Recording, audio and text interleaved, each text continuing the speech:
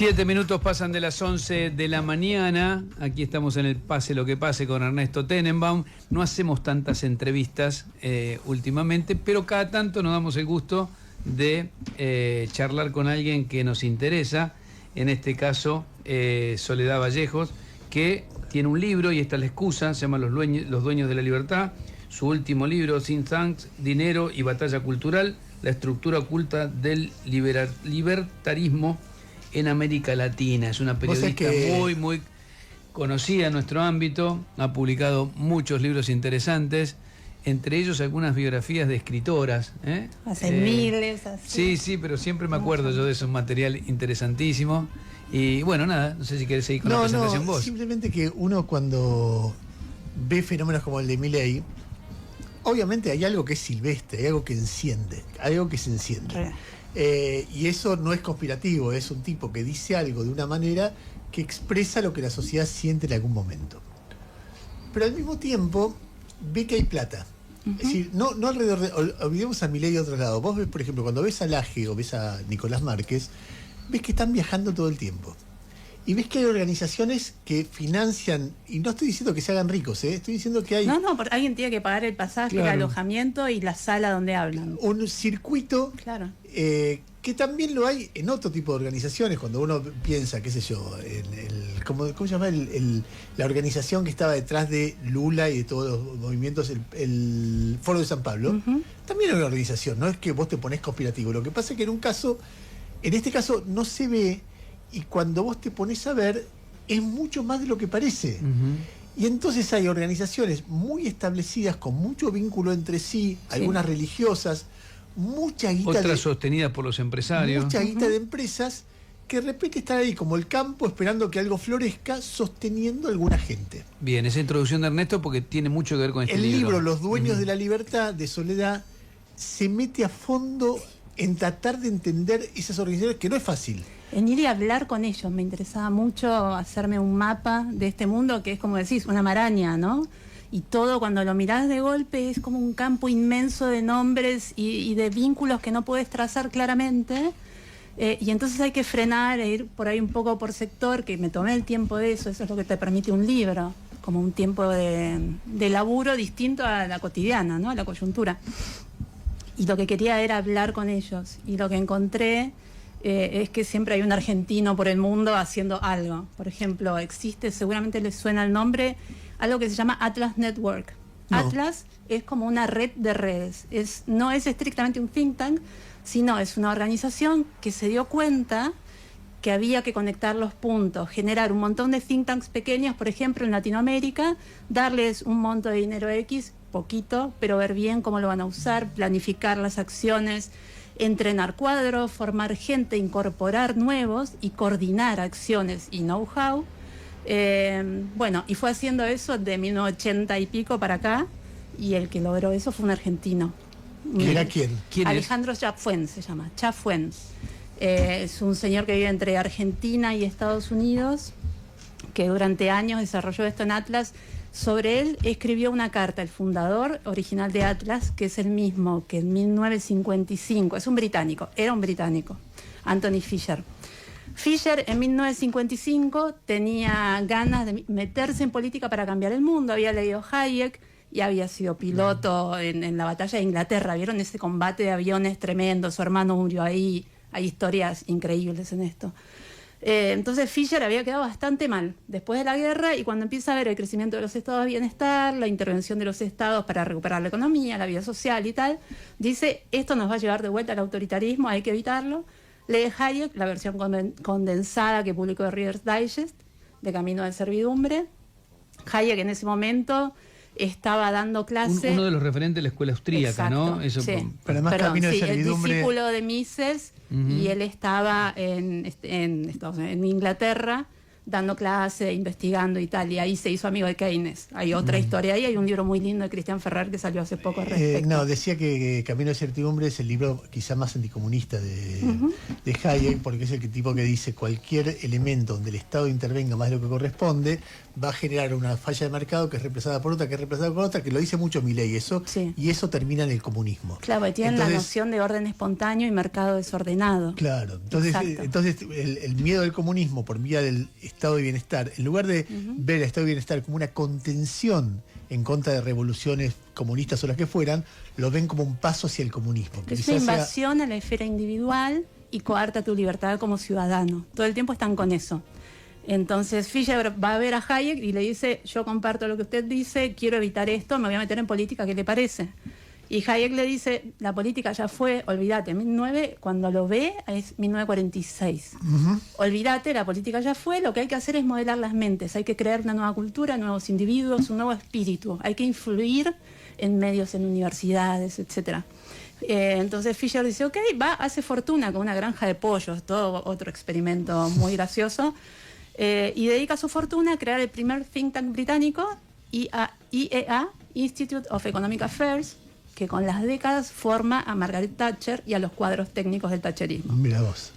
Después, ya en los 70, por un tema personal, porque todas son novelas muy entretenidas para mí, Fischer se va a Estados Unidos y ahí funda Atlas Economic Research Foundation, que cuando conoce a Chafuen, Chafuen tenía 26 años, se acaba de casar con una gringa, estaba viendo cómo establecerse, y lo que hacía era usar como guía, ¿vieron la guía de familias que al principio del siglo XX existía en la ciudad de Buenos Aires? Para, bueno, nosotros somos elite y yo tengo tu teléfono, el tuyo, vos el mío, pero el que pasa por la esquina no, y nosotros nos manejamos en nuestra burbuja.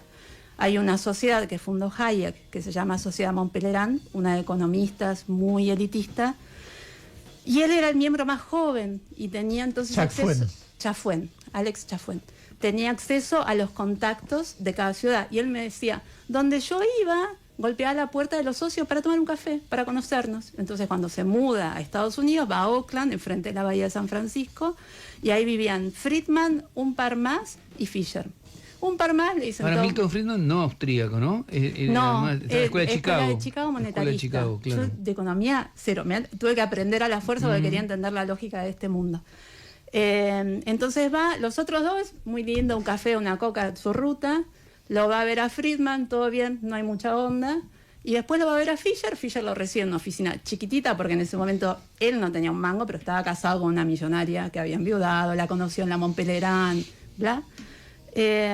Y Fischer le dice, dale, si querés, ayúdame, yo no tengo un mango, estoy haciendo este proyecto, se lo muestra, era para hacer un seminario en Jamaica, para formar gente y tal, pero todo quedaba como en la misma esfera, y Chafuen lo revisa, mira los números, se da cuenta que están mal los números, se lo dice, a Fischer eso le impresiona bien, y Chafuen le dice, pero además yo creo que hay que cambiar la estrategia. Ahora lo que hay que hacer es ir a por la región, a crear una red de redes en la región.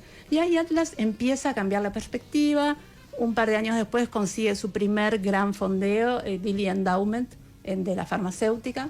Ya estamos hablando de qué año, más o menos, aproximadamente. 87 es el encuentro en Jamaica, que hay muchos argentinos. En Jamaica, además, es como un viaje bueno, de todos lados de Argentina. En la época de Reagan ya, ¿no? Sí. Claro. Sí, entonces... sí, Reagan tiene mucho que ver. Y él se queda y empieza a trabajar fuertemente en esto, y con el correr de los años termina siendo el mandamás en Atlas, hasta que hace unos años se peleó y se fue. Pero es el que hace crecer esta red de redes y que alimenta, por ejemplo, la creación y la permanencia, qué sé yo, si pensás en Fundación Libertad de Rosario. Sí, que ha sido clave en toda la difusión del liberalismo acá. Sí, ahora está más el palo cercano al PRO, ¿no? Y hay como una interna ahí con el mileísmo. Milei habló muy mal de él. De él, digo, de Gerardo Bon Giovanni, el tío de Alejandro. Sí. ¿Habló mal de Bon Giovanni, Milei? Sí, no lo tenía, mirá. sí. En algún momento tuvo alguna de estas metáforas pseudo-bíblicas suyas y dijo algo como de fariseos. Y cuando te lo traducían, te decían, no, está hablando de Gerardo. Bueno, porque él es de otro palo. Pero hay fundaciones que sí están más cerca del mileísmo. ¿Por ejemplo? Por ejemplo, la de Agustín Echevarne, Libertad y Progreso, la de acá de Ciudad de Buenos Aires, que de hecho Libertad y Progreso también está trabajando de manera bastante articulada con organizaciones de Chile. Axel Kaiser, el hermano del candidato el que del habla de Partido parásitos Nacional, mentales, qué sé yo. Yo lo escuché en una reunión, estuvimos en una reunión chiquita, cuando él vino a contar, bueno, acabo de editar este libro, se trata de esto, y contaba sus tesis y qué sé yo. Eso fue hace 6 meses, 8 meses, 2 meses después Milei empezó a hablar de eso. Te detengo un segundo. Estamos en el 80 y pico, Atlas empieza a entender que la cosa es por acá, siguen con esta idea de, entre comillas, colonizar o evangelizar con sus ideas. Sí, bueno, como persuadir desde distintos Pero para eso puntos. hace falta recursos, que es lo más interesante. Siempre. Esos recursos, por ejemplo, para sostener la Fundación Libertad o la Fundación Libertad y Progreso, ¿de dónde vienen? ¿Son los empresarios los que ponen guita?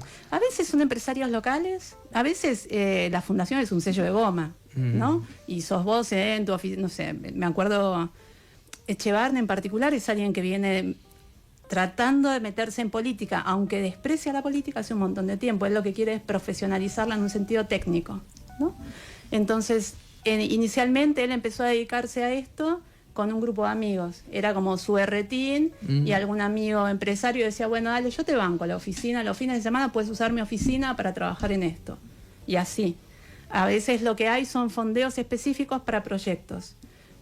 Hoy es muy distinto a hace 20, 30 años, ¿no? Está todo más profesionalizado, disperso en los think tanks también.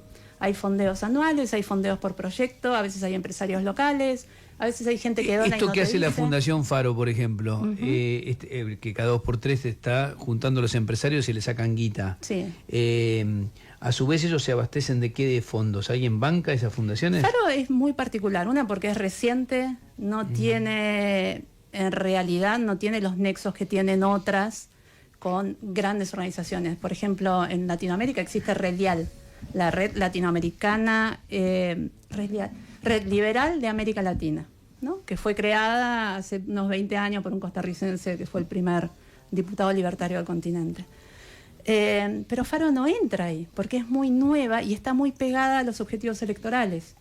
Las demás fundaciones tienen que ver con un funcionamiento de mediano y largo plazo, porque esto es lo más sorprendente para mí, ¿no? Haberme dado cuenta de que todo esto que nosotros vemos ahora y que nos apabulla porque nos parece repentino, aunque reconozcamos algunas figuras que están hace 20 años dando vueltas, esto empezó en la Guerra Fría. Claro, es una construcción que tiene 75 años casi. En Argentina también. En Argentina en 1955 se fundó el primer gran think tank, que lo creó La Muraglia, un señor que había estado metido en los comandos civiles contra el gobierno peronista.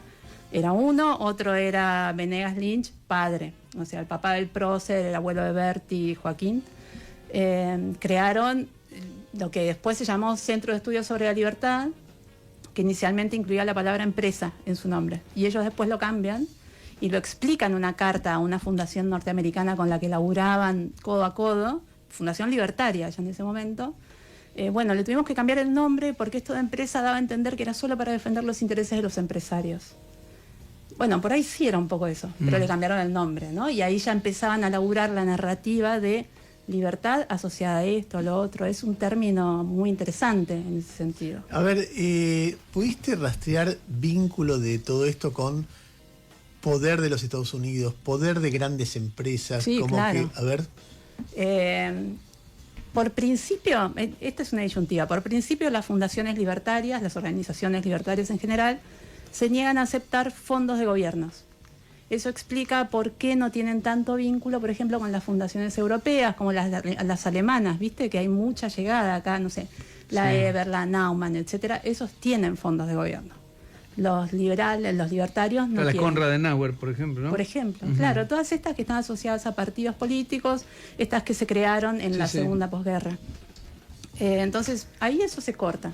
Eso explica que solo tengan vínculo o solo declaren tener vínculo con grandes empresas. En Estados Unidos hay, por ejemplo, una familia, los Koch, K-O-C-H, los hermanos Koch, profundamente libertarios. Uno, de hecho, fue candidato a vicepresidente del Partido Libertario Norteamericano a fines de los 70. No le fue muy bien, sacaron menos del 1% de los votos, pero ¿quién te quita lo participado? Y ellos tienen fondos muy, muy importantes, siempre destinados a distintas organizaciones. Pues es como una miría, es una constelación. Después tenés Lilly Endowment, ahora parece haberse retirado de Atlas. Lilly, la farmacéutica, durante mucho tiempo aportó a programas. Y hay varias, ¿no? Hay un portal que se llama ProPúblico, que maneja, digamos, hace pedidos de acceso a información pública en norteamericana con FOA y va sistematizando eso. Pero lo que te dicen en las fundaciones es que no te van a declarar todos los aportantes para protegerlos, ¿no? A mí me pasó de ir, qué sé yo, quise ir al Mises Institute, un think tank que creó Rothbard con otra gente, que queda en Alabama, en Auburn, Alabama. Auburn, que es un pueblito así, creció en torno a una universidad. Entonces, antes de viajar, escribo, voy a andar por ahí, me gustaría mucho hacer una entrevista, me interesa, estoy con este proyecto. Me dijeron, dale, decinos qué día, te digo quién, dale, tal, adelantame las preguntas, así ya vamos. Bueno, adelanto las preguntas y al toque es, bueno, vamos a tener que cancelar la entrevista. Entre las preguntas que yo hacía estaba lo del fondeo. Me dicen, nos regimos por la ley tal. Y finalmente fui, porque logré que aunque sea el archivista, que es alguien que sabe mucho de historia libertaria, me paseara por ahí. Y mientras estaba por ahí, uno de los investigadores principales del instituto dijo, ¿cómo? ¿De Argentina? Vení, charla conmigo. Y entonces, nada, tuve más ocasión. Pero entre hablar con él, con ella y ver el lugar, ves muchos donantes privados también. Claro. Hay dos maneras de ver esto. Hay una manera que es sospechosa, o sea que uno sospecha de que detrás de eso hay un poder que está teniendo sus redes, generando posibilidades de formar gente con un objetivo determinado, el objetivo de que generar sociedades donde los grandes empresarios puedan hacer lo que quieran y donde Estados Unidos tenga un poder enorme sobre esos países. Después hay otra mirada alternativa, que es la mirada de la lucha del ser humano por organizarse para defender ideas. Porque uno puede decir que el socialismo tuvo todo el tiempo la internacional socialista, la internacional comunista, la internacional liberal. Es lógico que gente que en distintos lugares piensa de la misma manera se relaciona y establezca redes para defender los mismos criterios. Que yo, no sé, el otro día yo hablaba con un catalán, hijo de argentinos, que está trabajando el tema de distribución de ingresos, inmediatamente dice, che, mandame lo que vos escuches, eso que se da individualmente de una manera muy natural, porque uno quiere acceso a material para fundamentar ideas, para tener datos.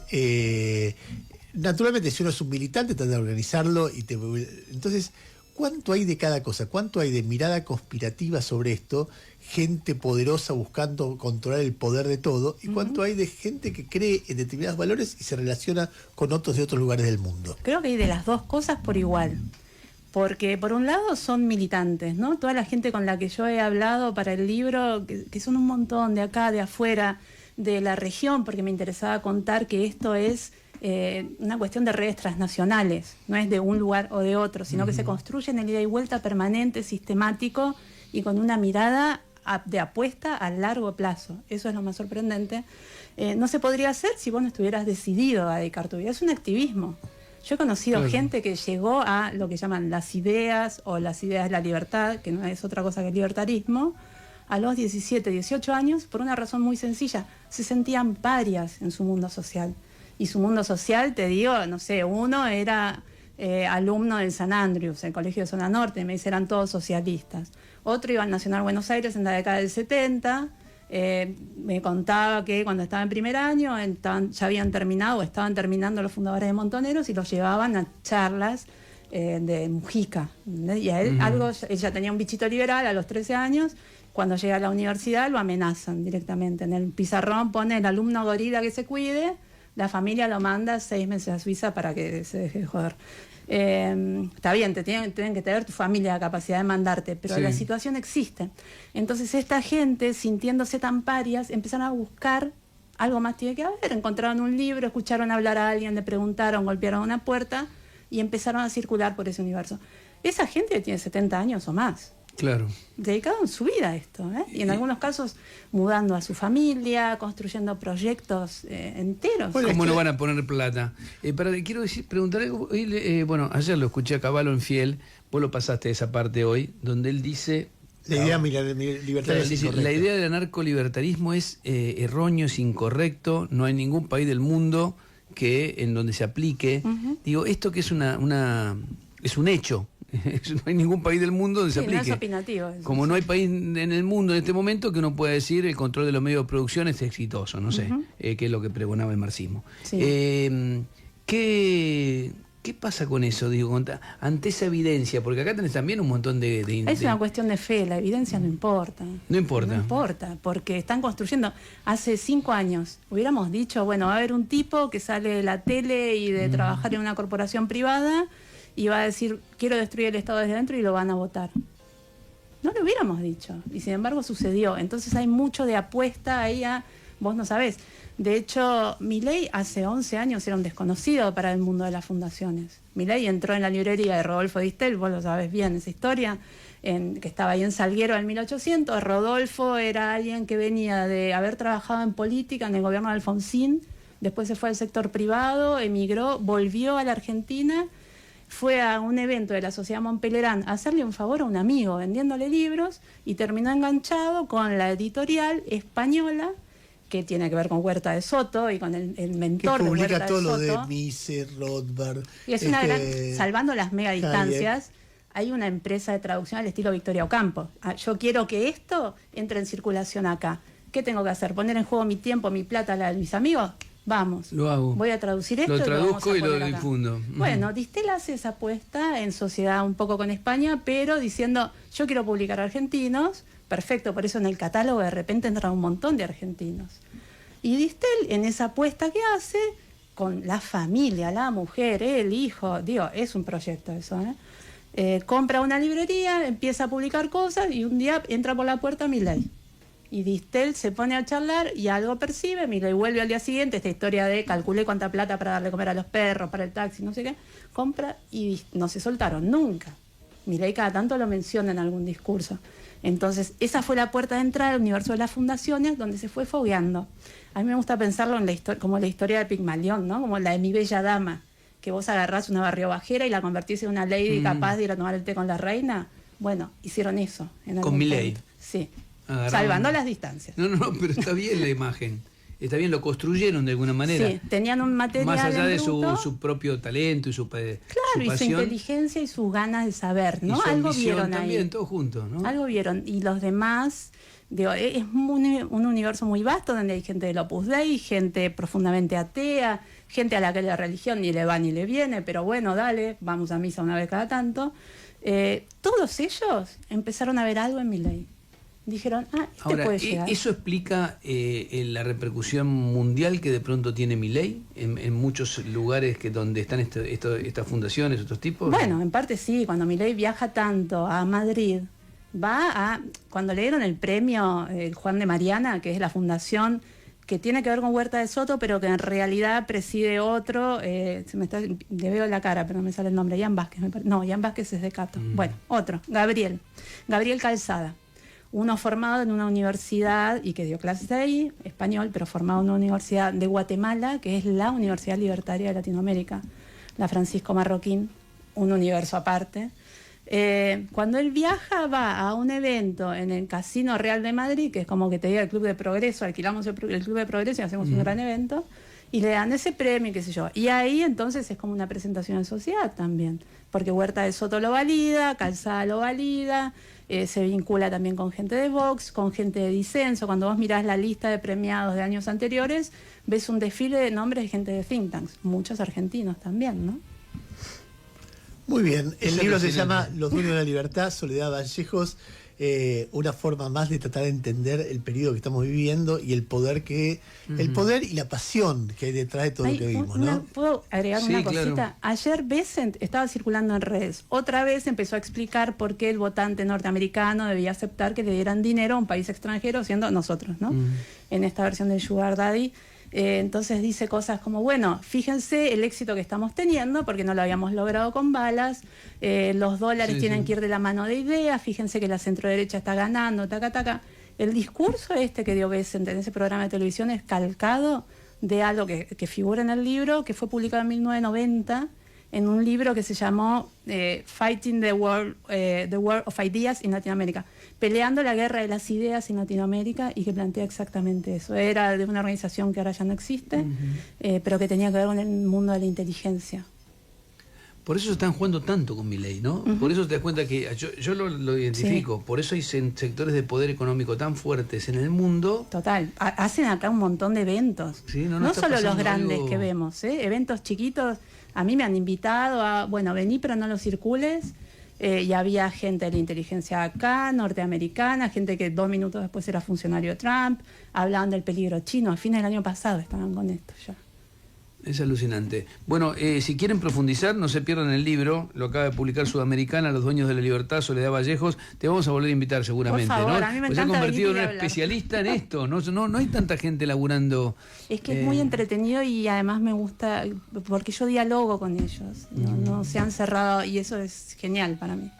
Te atienden por lo menos. Sí, son súper amables, me dan tiempo, me dan información, son generosos. Está bien, me semblantearon antes de decir abrir la puerta, ¿no? Porque, ¿quién sos? Y soy una feminazi que escribió esto. Bueno, dale, vení, vos sos de izquierda y te queremos convencer, no te no, yo no soy Bregman. Sí, pero para ellos para todo. ellos sí. Sí, para ellos todo lo mismo. Sí. O libertario o comunista. Sí. Bueno, muchísimas gracias. A ustedes. Chau, Ernest. Chau.